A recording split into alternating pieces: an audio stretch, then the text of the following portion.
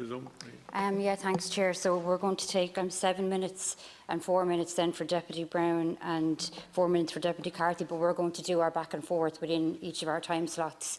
So the number of issues that I want to raise are the logistical issues, Minister, around the scheme, around the wage subsidy scheme. So some of them have been mentioned already, but sole traders, for example, seem to be outside of this category, and it's kind of ironic for them because they are administrating the scheme and ensuring that staff maybe are paid, yet they can't access the payment themselves. I know that your department is aware of these issues, but it's our first time to be able to sort of put them on record here in the chamber. The same around people either returning from maternity leave or going on maternity leave, and the issues and difficulties, seen as they are technical issues. I do believe there should be some solution found there, and it's not really good enough that it's just sort of seen as, well, that's a revenue matter. I think we need to be looking at some sort of solutions for providers and services in that situation.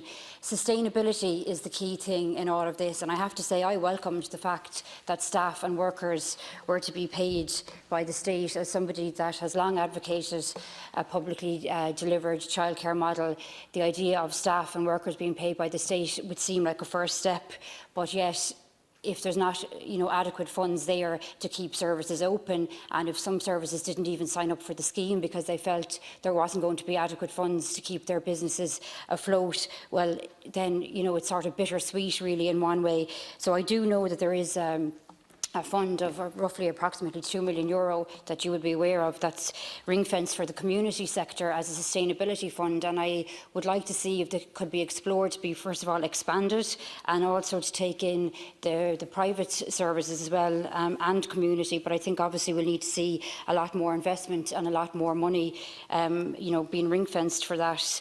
I know that this is mainly childcare, but given that domestic violence falls into the same department, I do want to take a minute or two just to mention those services. We've all seen the reports where there's about a 30% increase in incidents of domestic violence, and I would say that that's the incidents and the reports that are actually being reported, because we all know a huge amount of domestic violence goes unreported. And while it's very tragic and sad that we have this virus and we have people dying from it, we also now have a situation where very many women and children are potentially going to die as a result of increase in domestic violence, and I think we need to be doing a lot more in terms of increasing funding to that sector. A lot of refugees have had to decrease the amount of places that they can provide given social distancing, and while they obviously have to abide by that, they're left in a very difficult situation. For example, we have one refuge in Carlow, Kilkenny, which I know you're well aware of because you came down and visited, and everyone was very delighted with that.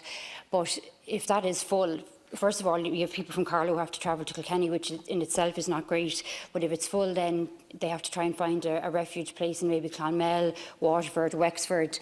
And for a lot of people, they'll just walk away, and they end up going back into a very violent and difficult relationship, because it just seems like that there's not hope there. Whereas if we were able to provide more spaces, that could be the very thing that those women and children need to get out of that situation. I do want to give you some time in my 7 minutes to come back in.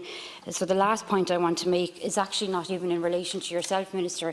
It's in relation to a Sunday Business Post article where there was, and I hope I'm wrong, or I hope it was a mistake or an error, but there was some talk of, in government talks, of getting rid of the Department of Children and Youth Affairs, unfortunately coming from our colleagues in Fianna Fáil. Now, as I say, I'm open to correction, and I really hope that I will be corrected on it, because I cannot emphasise enough how much of a retrograde step this would be if we got rid of the Department of Children and Youth Affairs. And as somebody that has been critical over the years and will always continue to be, I would say, constructively critical, and who would have a lot of difficulty with areas within the Department of Children and Youth Affairs, the solution, I can tell you, is not to get rid of it.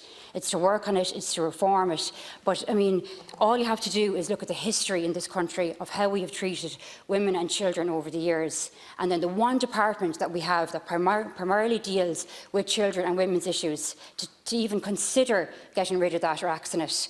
Totally opposed to it. Sinn Féin is totally opposed to it, and I just want to give my commitment to do everything in my power to ensure that that does not happen, because I tell you that would be a very, very dark day for this country given our record on women and children. And I would say, that maybe hopefully it is not a widespread view within Fianna Fáil, and that people will be strong enough to come out and voice their opposition to that as well. So, Minister, I'm going to give you the opportunity to respond within my time frame, but I suppose the sustainability, the domestic violence, and then the logistical issues. And if you wanted to give your opinion on the Department of Children and Youth Affairs as well, I'd be interested to hear that. Thanks. Thank you, Dáil. Well, you have two options. You can take the reply globally, all three of you can be replied to together, or you can individually. Which do you want to go? Can we do individual? Individual? Yeah, thanks. Minister, here you go. Thank you. Just in relation to your initial questions, around the wage subsidy scheme, and especially the focus on the sole trader, I think you're aware, actually, that was an issue at the beginning, and we did make strong representations and enabled. It wasn't the perfect solution, but at least they could have access to the a 350 payment, which weren't originally in terms of the initial negotiations for the bespoke model, and all the other the number of issues that you did identify there, Deputy Funchion, absolutely, and I think that we continue to represent those. Some of those, as you know, have been identified and are part of the revenue scheme that sits underneath the childcare scheme itself. But we are aware of those. The sustainability issue, absolutely. I mean, I think you'd be aware, everything we've done since the pandemic has been towards with the objective of sustainability, and in fact, the significant amount of supports in different ways for the sector itself,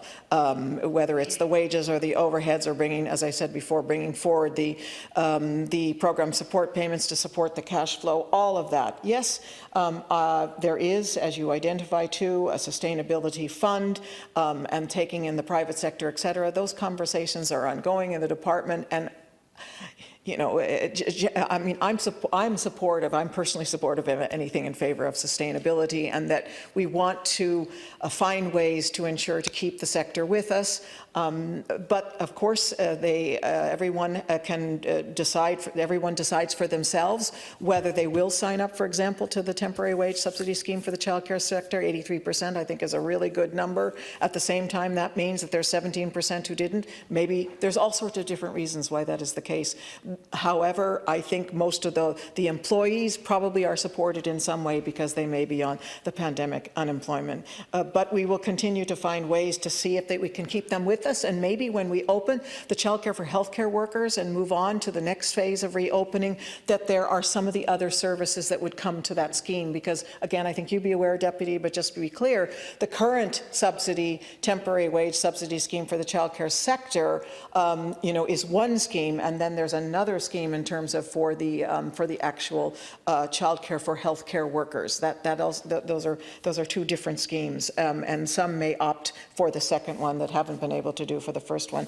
Domestic violence, yes. Yes, and of course, as we know, that is a global issue as well, that's going on in probably every country and every setting.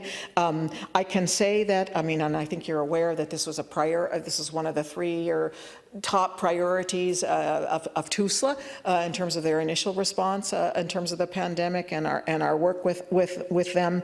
They advise there's currently reduced capacity, as you know, within some refuges, as you pointed out, due to the requirements for social distancing. To mitigate that impact, an additional 46 refuge and non-refuge accommodation units for service users have been secured in the community.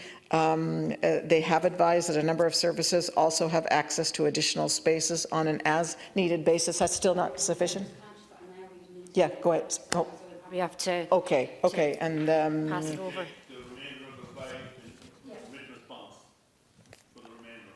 I'll hold on what I think about the things I read in the papers as well then, for now anyhow. Thanks, Minister.